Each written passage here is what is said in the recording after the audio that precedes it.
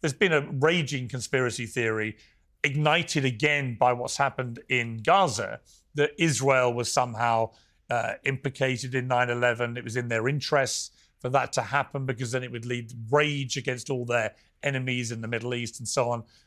And yet, of course, if you look at the people who died, at least I think 110 or more people who died that day were known to be Jewish. It is estimated maybe another 80 were Jewish, which meant that about 10% of all the victims that day were likely to have been Jewish, which would seem to dispel the suggestion this was some Jewish thing that they had been involved with. But do you tackle that kind of conspiracy theory in the series? In other words, as well as exploring stuff that you think needs to be highlighted and exposed and we need to know more about, do you also dispel stuff which has been allowed to rage around for nearly 25 years now and kill that off?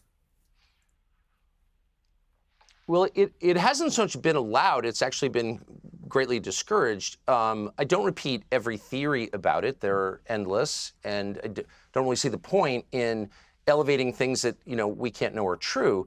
I would say the effect on me was to make me more suspicious, actually. And again, we didn't interview people who gather their information about 9/11 from the internet. We interviewed only people who are directly involved in the events and the subsequent events. So government officials, it was almost exclusively government officials.